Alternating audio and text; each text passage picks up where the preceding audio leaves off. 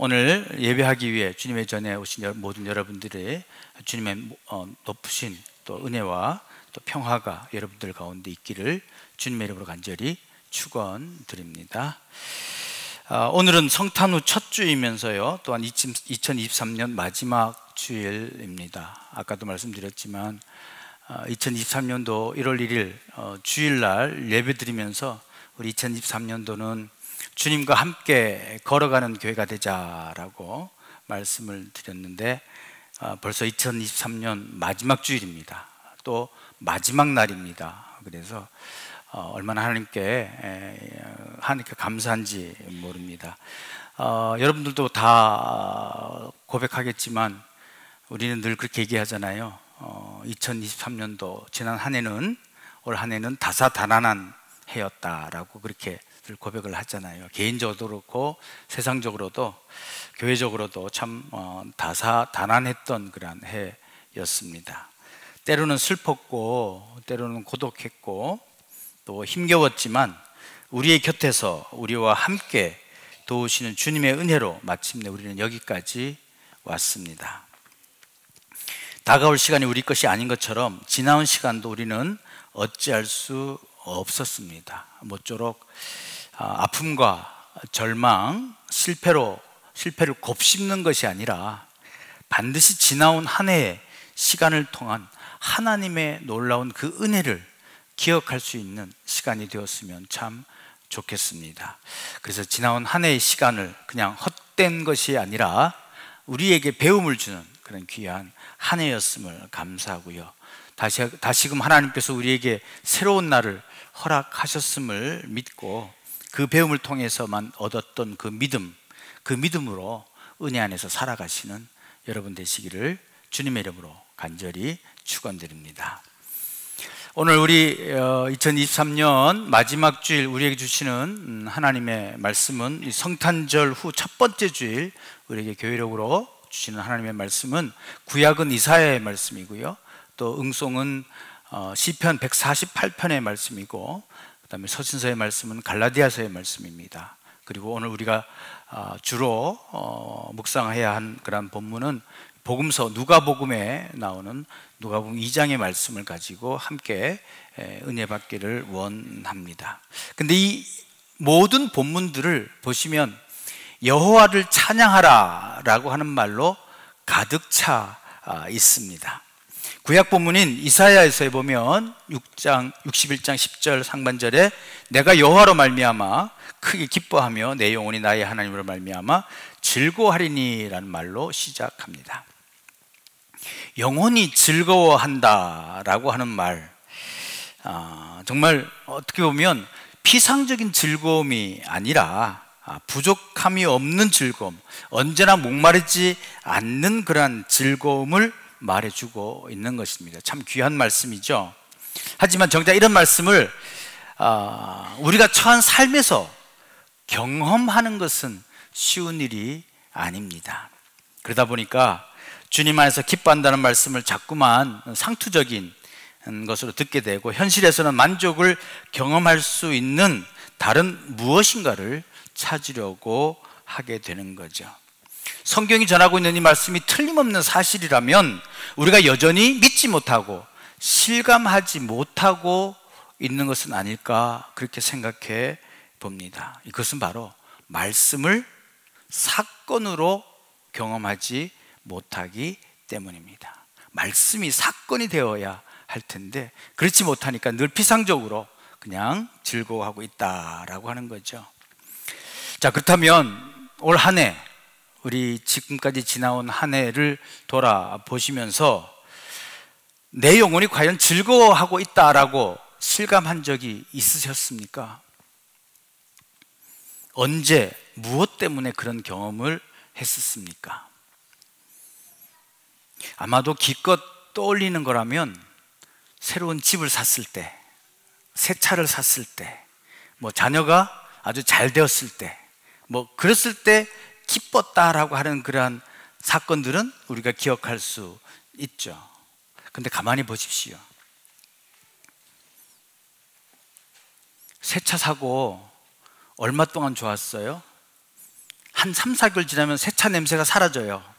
세차 사면 야, 이 세차 냄새, 막 우리 우 목사님 세차사 하셨는데, 목사님 이 세차 냄새 오래간만이에요 그러시더라고요. 평생을 똥차 타고 다니시다가. 근데 잠깐이에요. 잠깐. 그죠? 여러분, 새 집에 들어가서 이 크고 지은 좋은 집 이러나 언제 보면 다 어질러져 있잖아요. 그죠? 여러분, 그런 것들은요, 다 보이는 것들은 금세 사라지고 지금은 다 없는 것들 뿐입니다. 적어도 내 영혼이 즐거워할 만한 일은 아닌 것은 분명합니다. 그것이 바로 우리 영혼이 우울해지고 핍절해 가는 것 이유입니다. 자, 그렇다면 정말 영혼의 만족이라든가 영혼의 기쁨을 경험하는 것은 불가능한 일이고, 그런 경험을 하는 사람은 없는 걸까요?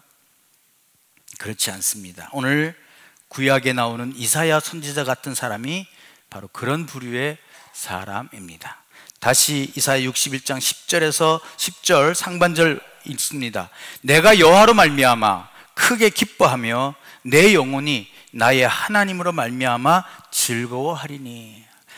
이사야 선지자가 특별한 능력의 소유자였던 그러한 선지자였기 때문에 이렇게 찬양을 하고 있는 것일까요? 자, 우리 오늘 2부 때는 안 읽었지만 교동문을 148편으로 읽었습니다.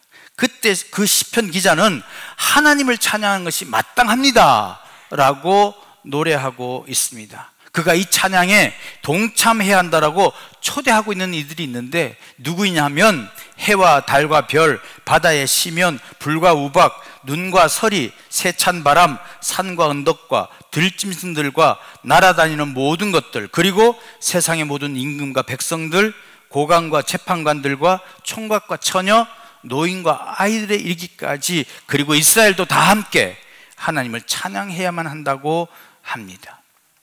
여러분, 이 노래를 들으면 여러분 어떻게 생각하세요? 에이, 그게 가능한 일이야. 어떻게 그렇게 비웃었는지도 모르겠습니다. 세상의 다른 사람은 다 기뻐할 수 있다고 해도 시편 기자는 포로기에서 돌아와 여전히 언제 망할지 모른다는 트라우마에 시달려 하는 이스라엘 공동체의 상황을 생각해 보면 이런 노래가 나올 수가 없습니다.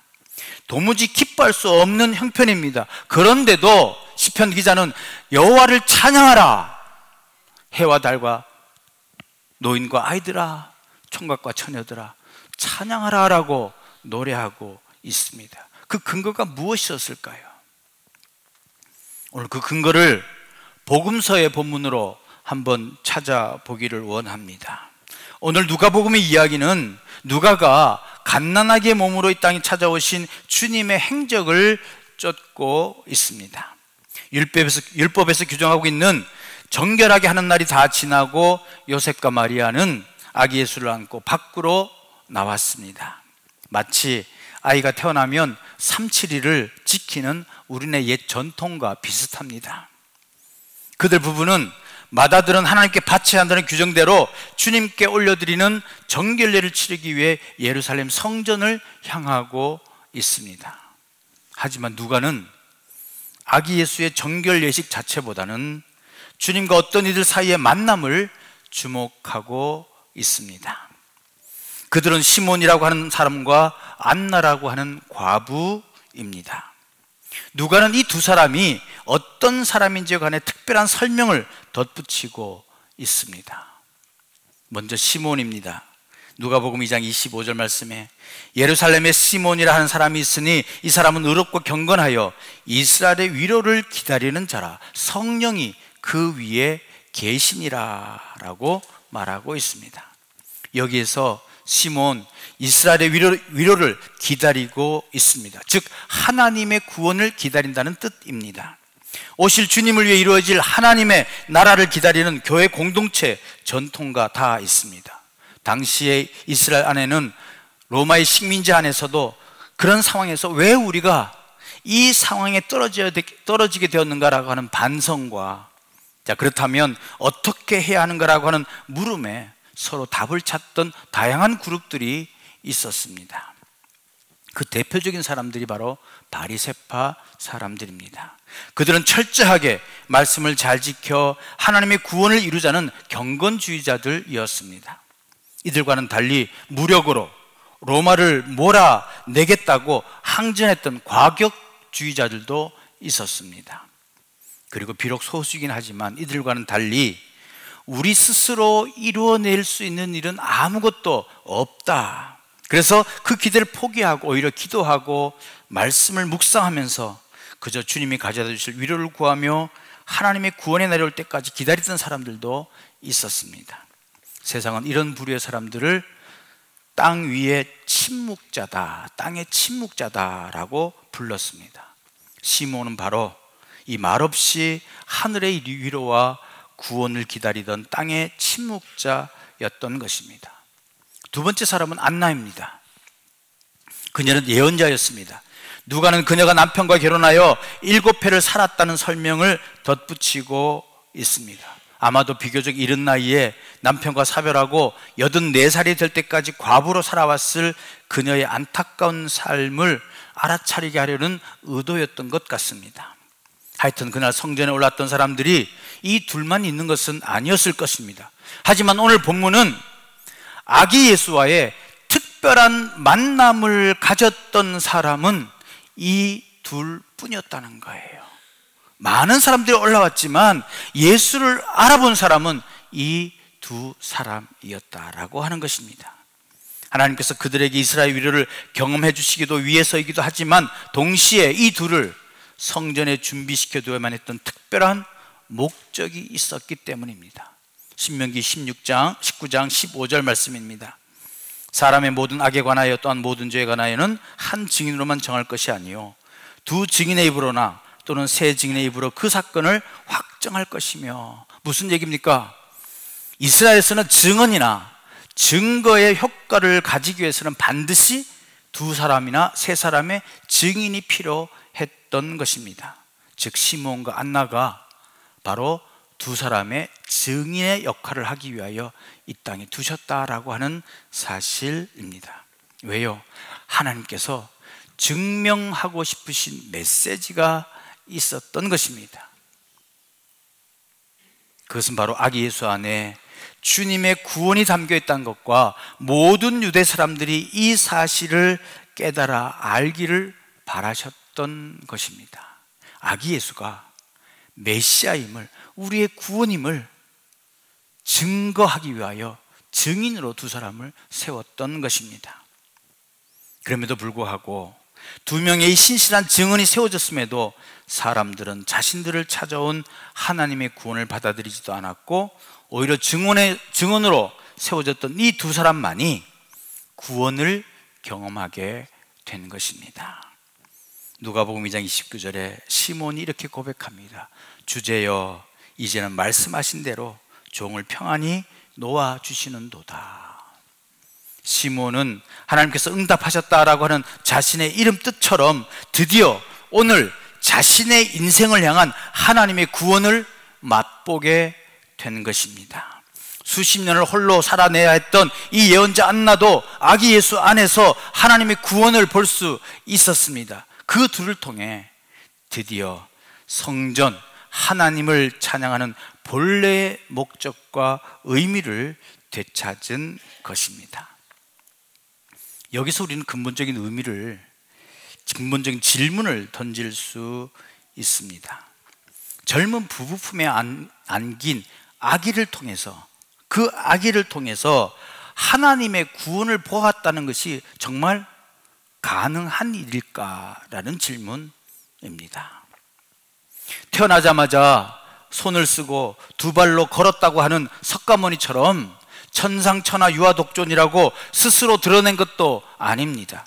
아직 예수는 십자가를 지시지도 않았고 당연히 부활하지도 않았습니다. 그저 엄마의 품 안에 안겨있는 작고 여린 아기일 뿐입니다. 눈을 씻고 보아도 하나님의 구원이라고 할 수 있는 어떤 특별한 표징이나 이적 같은 것이 전혀 없었다는 겁니다. 자, 그렇다면 대체 시몬이나 안나는 이 아기 안에서 무엇을 보았기에, 그리고 어떻게 만민에게 임하는 하나님의 구원을 엿보았다고 했던 것일까요? 우리는 그 질문을 시몬과 안나에게 공통점이 있다는 것을 발견하게 됩니다. 그것은 그 두 사람 위에 성령이 임하였다라고 하는 거예요. 25절 말씀 보십시오. 의롭고 경건한 이스라엘 위로를 기다리던 자라 성령이 그 위에 계시니라. 또 안나는요, 안나는 예언자라고 하는 그녀의 신분이 이 사실을 뒷받침해 줍니다. 예언자가 되어 하나님의 말씀을 전한다는 것, 하나님의 영의 감동을 통해서만 가능한 일이기 때문입니다. 부모인 요셉이나 마리아도 보지 못한 것을 성령에 의해 감동된 이 두 사람만 볼 수 있었다는 사실이 우리에게 가르쳐 준 것은 분명합니다. 성령이야말로 주님의 말씀과 가르침을 기억하고 깨닫게 하시는 분이라고 하는 사실입니다. 그러기에 우리가 하나님의 구원을 볼 수 있는 것, 성령의 감동으로만 가능하다는 사실입니다. 여러분, 이것은 단순히 성경을 얼마나 많이 보고 자주 읽느냐가 아니라 성령께서 보지 못하는 것을 보는 눈을 열고 듣지 못하는 것을 들을 수 있는 귀를 열어주실 때만 하나님의 구원을 경험할 수 있다라고 하는 사실입니다. 말씀이 우리의 사건이 되게 하는 것은 바로 성령으로만 가능하다는 사실이에요. 그래서 바울 사도도 이 갈라디아 말씀을 통해서 이사야 선지자나 시편 기자나 시몬과 안나뿐만 아니라 이제 교회인 우리도 마땅히 하나님을 찬양하는 이 예배 행렬에 서야만 한다고 외치면서 왜 우리가 찬양해야 되느냐, 그 말씀을 이야기해 주고 있습니다. 갈라디아서 4장 6절 말씀입니다. 너희가 아들이므로 하나님이 그 아들의 영을 우리 마음 가운데 보내사 아빠 아버지라 부르게 하셨느니라. 그렇습니다. 우리가 이제 하나님을 아빠, 아버지라고 부를 수 있는 자격을 얻었기 때문에 하나님을 찬양할 수 있습니다. 물론 이걸 교리적으로 모르는 분 없을 것입니다. 우리 모두 예수 믿고 죄 사함을 받아 하나님의 자녀가 되었다는 것 알고 있습니다. 하지만 이것을 아는 것과 실감하는 것은 천지차이입니다. 하늘과 땅만큼 차이가 나는 일입니다. 때로는 아무리 둘러보아도 믿습니다라고 하는 나 자신의 고백 외에는 근거가 손에 잡히지 않기도 합니다. 말이든 행실이든 아니면 신앙적 삶이 되었던 어떻게 해서든 내 안에서 하나님의 자녀가 되었다는 증거를 찾으려고 애써 보지만 결국 아무것도 손에 잡히는 것 없습니다. 당연합니다.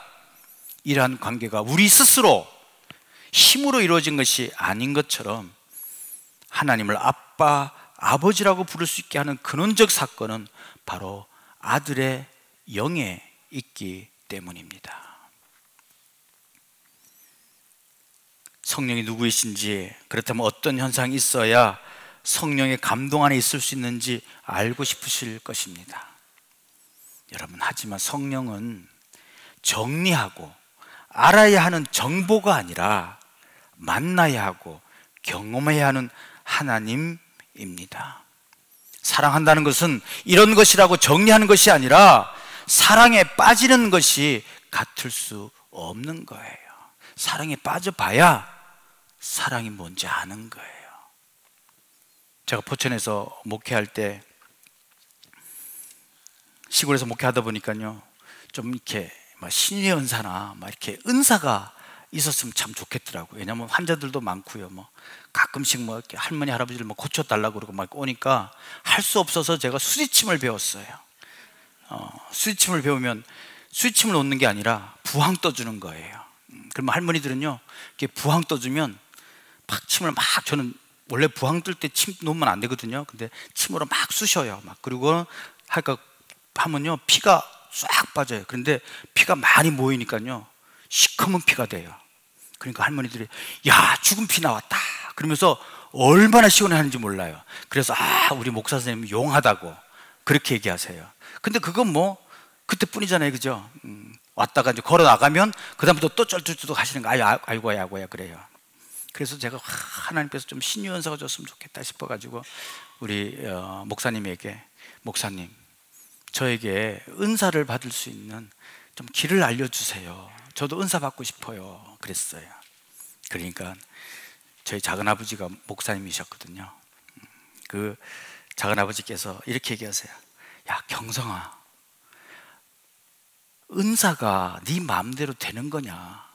응? 하나님하고 사랑에 빠져라.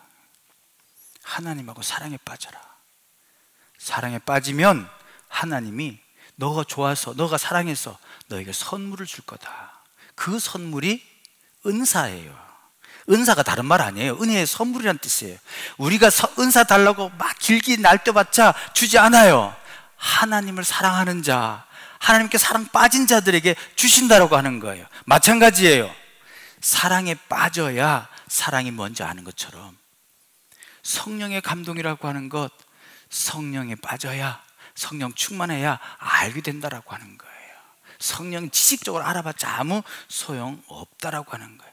여러분, 성령에 감동된 사람이라면 예수님의 말씀대로 무엇을 먹을까, 무엇을 마실까, 무엇을 입을까 염려하지 말아야겠다고 말하지 않습니다. 아, 성령이 이렇게 했으니까 나 안 해야지? 아니요. 성령이 임하시면요, 더 이상 무엇을 먹을까, 무엇을 마실까, 무엇을 입을까 염려하지 않게 되는 것입니다.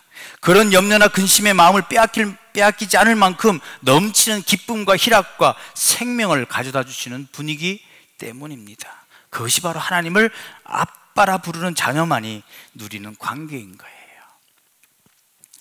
저희 집에 1년 만에 제 손자가 있거든요. 손자가 왔어요. 어저께 갔지만 손자가 왔는데요, 손자 아침에 일어나면서부터 저녁에 잘 때까지 온 집안을 뛰어다녀요. 뭐 얼마나 열심히 뛰어다니는지 온 집안이 난장판이에요. 체력이 왜 이렇게 좋은지 몰라요. 뭐 붙잡을 수도 없어요. 뭐 뛰는데요, 막. 그런데요, 그 손자가 내가 뭘 해야 하나님 할아버지한테 선물을 받을까 걱정해요? 전혀 걱정 안 해요. 때 되면요, 할머니가 다 밥 먹여줘요. 때 되면요, 옷 입혀줘요. 지는 아무 생각 없어요. 그냥 사랑에 빠져가지고요, 그냥 논이라고 정신없어요. 우리가 그래야 되는 거 아니겠어요? 하나님의 사랑에 빠져 있으면 세상 걱정하지 않고 그냥 하나님에서 기뻐하고 내 할 일을 하면 뛰고 놀고 하는 거 아니겠어요? 그러면 하나님께서요, 성령께서요, 다 우리의 필요를 다 채워주시는 거예요. 우리 손자가 걱정하는 거 한 번도 못 봤어요. 물론 게임에 져갖고 막 우는 거, 자기는 준비 안 됐는데 카드 내는 바람에 자기 졌다고 막 울어요. 그런 건 있어요. 그런데도요, 뭐 먹는 거 걱정 안 해요. 못 먹는 거 우리만 걱정하지 뭐. 그잖아요. 왜 안 먹어? 막 할머니 그릇 들고 쫓아다녀. 제발 그러지 말라 그러는데도 왜 이렇게 쫓아다녀요? 쫓아다니면서 먹이는 거야, 쫓아다니면서. 하나님의 자녀, 우리의 자녀이기 때문에 아빠가 다 해준 때문에 걱정하지 않는 거예요. 우리는 하나님을 아빠, 아버지라 부르잖아요. 그런데 웬 걱정이 이렇게 많으세요? 웬 두려움이 이렇게 많으세요? 하나님 안에서 성령 충만함으로 살아가면 그런 거 전혀 걱정할 필요가 없다라고 하는 거예요. 성령께서만 이 모든 일을 가능하게 해주신다는 것, 우리 스스로는 하늘이 두 쪽 나도 이루어질 수 없는 일들이기 때문입니다. 예수의 부모인 요셉과 마리아를 포함해 그날 성전에 올랐던 사람 중에 시몬과 안나를 제외한 그 누구도 아기 예수를 바라보며 하나님을 찬송하지 않았습니다. 하지 않은 것이 아니라 못한 것입니다. 왜냐하면 그들의 눈에는 귀엽고 예쁘고 사랑스럽지만 여전히 아무것도 할 수 없는 무력하고 평범한 아기로밖에는 보이지 않았기 때문입니다. 하지만 시몬과 안나는 그 아기를 다르게 보았어요. 그 아기 안에 있는 하나님의 구원을 보았던 거예요. 하나님의 위로를 보았던 보았던 것입니다. 그러니 하나님의 구원을 보았기에 찬양할 수밖에 없는 것 아니겠습니까? 하나님의 구원이 바로 그 젖먹이 아기 예수 안에 숨겨져 있는 것을 그는 보았다는 거예요. 누구라도 그리고 눈으로 보듯 하나님의 구원을 볼 수 있는 종말의 날까지는 하나님의 구원은 늘 이런 방식으로 평범하고 일상적인 것 안에 은폐되어 있을 것입니다. 아직은 약속된 그날이 아니기 때문입니다. 하지만 성령과 함께 했던 이들이었던 시몬과 안나는 삶과 역사를 관통하며 찾아오신 하나님의 구원을 들여다볼 수 있었습니다. 그들은 저 아이다라고 하는 성령의 말을 들었고 성령이 시키시는 대로 말했을 뿐입니다. 일상적인 것, 평범한 것을 뛰어넘는 하나님의 능력을 의존하며 살아가는 것이야말로 성령과 함께 하는 것임을 가르쳐 주는 거예요. 성령이 함께 계셔서 하나님의 구원을 알았기에 이사야 선지자나 시편 기자는 하나님을 찬양합시다, 하나님을 찬양합니다라고 노래할 수 있었던 것입니다. 그들과 함께 하셨던 성령은 우리도 또한 주님의 나라가 오고 있다는 사실에 운명을 맡기며 살아갈 수 있도록 도우실 것입니다. 아직은 손안에 들어와 있지 않지만 다가올 영생을 기다리고 희망할 수 있도록 도우시는 것은 성령뿐입니다. 그리고 성령의 가르침과 인도하심이 옳다는 사실에 기대며 살아가는 것이야말로 신앙의 삶입니다. 여러분은 어떤 힘에 의존하며 살아가십니까? 우리를 자녀로 용납해 주신 하나님, 하나님을 아빠 아버지로 부르며 사는 생명의 사람들로 세워가시는 성부와 성자와 성령 한 분 하나님과의 관계성 안에서 살아가고 계십니까? 하나님의 아들이신 그리스도의 영과의 일치가 실체가 되는 순간 우리 영혼이 충만한 기쁨으로 채워지는 구원이 열리게 될 줄로 믿습니다. 때로는 하나님의 구원이 이루어지기 위해서는 오늘 마리아처럼 칼이 마음을 찌르듯 하는 비극적인 순간을 견뎌내야 하는 그 순간을 맞이할 수도 있을 것입니다. 그런 까닭에 그녀는 메시아의 어머니란 영광과 함께 슬픔의 어머니로 묘사되기도 합니다. 하지만 그는 아기 예수님의 장차를 통하여 이루어질 비극마저 알고 있었고 그래야만 완성될 구원도 알고 있었습니다. 사람이 의롭고 경건하게 산다는 것은 이렇게 하나님의 깊은 마음까지 헤아리며 공감하는 그런 영적 안목을 갖추는 것을 포함하고 있습니다. 우리는 어떤 사람입니까? 지난한 기다림에도 불구하고 시선을 흐트리지 않고 마침내 아기 예수님을 품에 안고 행복해하는 시므온처럼 우리의 시선은 흐트러짐 없이 주님을 향하고 있으며 우리의 가슴은 예수님으로 채워져 있는 것입니까?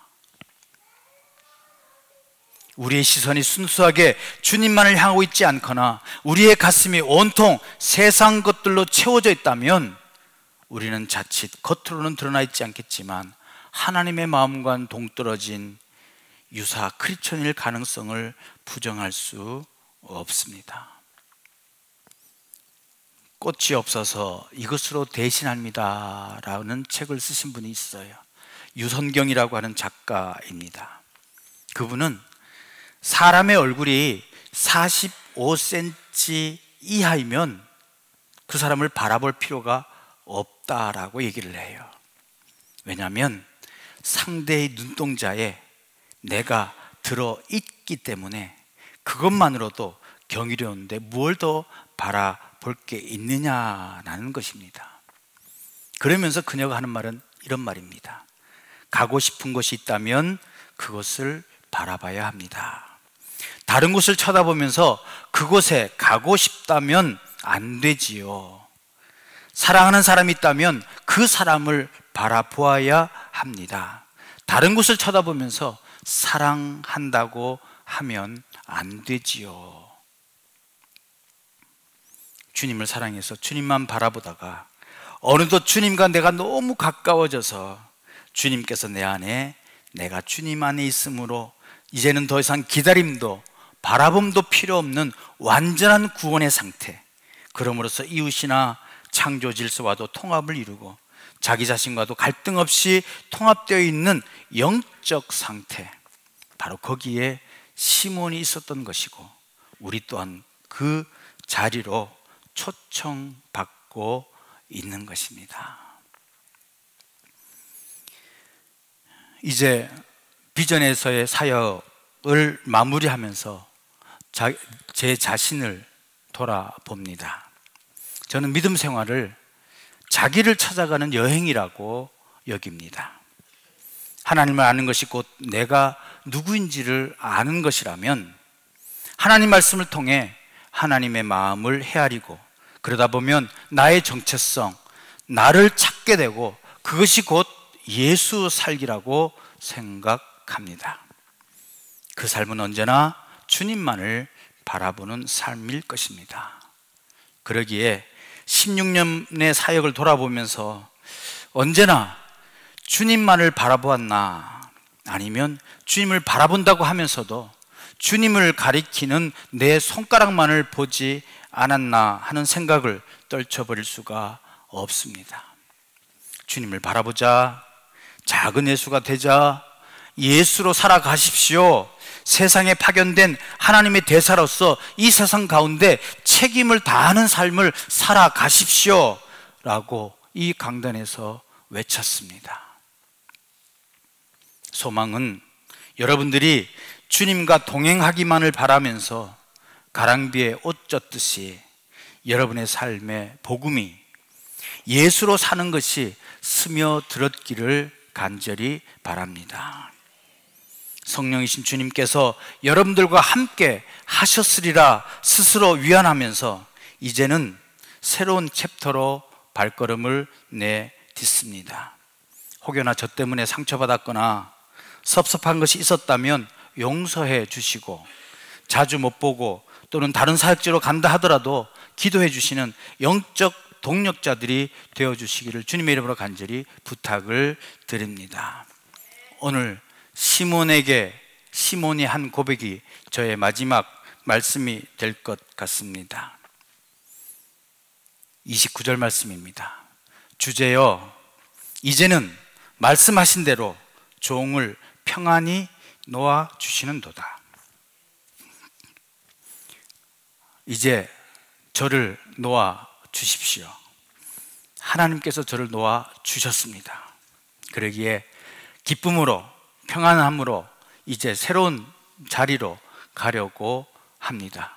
계속해서 격려해 주시고 함께 해 주시고, 간절히 바라기는 주님이 이루신 그 위로와 구원을 결코 놓치지 마시고 언제나 주님만 바라봅니다 라는 고백을 하시는 그러한 여러분 되시기를 주님의 이름으로 간절히 축원드립니다. 그래서 완전하신 그 주님의 놀라운 위로와 구원을 본 자로서 2024년 새로운 한 해 기쁨으로 시작하시는 저와 여러분 되시기를 주님의 이름으로 간절히 축원드립니다. 기도하겠습니다.